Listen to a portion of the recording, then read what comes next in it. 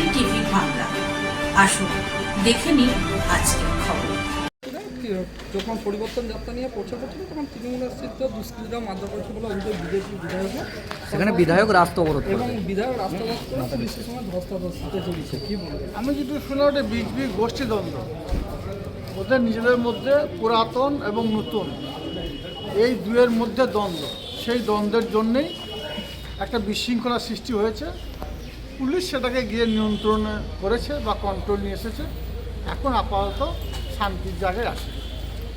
তারা বীরভূমের বিভিন্ন জায়গায় রথযাত্রা শুরু করেছে, যেখানে শুভেন্দু অধিকারীর ছবি, নরেন্দ্র মোদীর ছবি এবং সুকান্ত মজুমদারের ছবি, সেইটি দিয়ে জগন্নাথের রথকে তারা অপমান করছে। কি বলবেন? দেখুন, এই তো শুধু শুধুমাত্র শুরু, রথযাত্রা নয়, আরও অনেক কিছু যাত্রা করবে।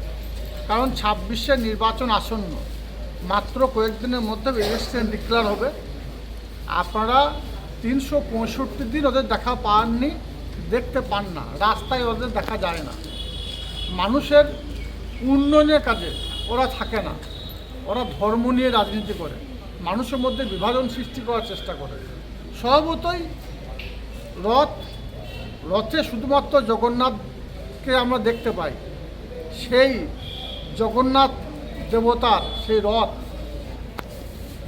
তারা নিজেরা চেপে বসেছে এবং সেই রথ নিয়ে তারা ঘুরতে লেগেছে রাস্তায় রাস্তায়, মানুষকে বিভ্রান্ত করার চেষ্টা করছে। লাভ হবে না। মাননীয় মুখ্যমন্ত্রী মাননীয় মমতা বন্দ্যোপাধ্যায় এবং আমার দলের সেনাপতি অভিষেক বন্দ্যোপাধ্যায় যাকে যেখানে নমিনেশন দেবে, বীরভূম জেলার ক্ষেত্রে 11টা সিট আছে, 11টাতে তৃণমূলে জোড়া ফুল ফুটবে, বাকিরা সর্ষে ফুল দেখবে।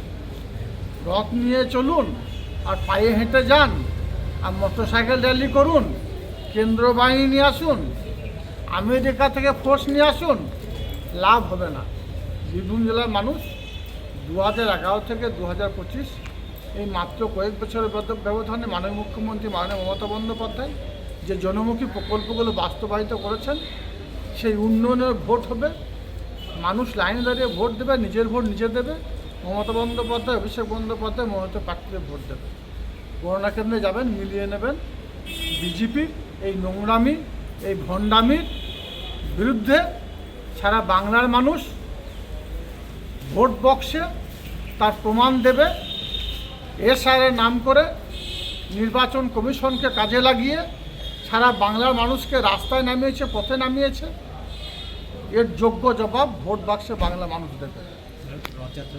রথযাত্রা যে কোনো যাত্রা করুক, কোনো যাত্রাতেই কোনো প্রভাব পড়বে না।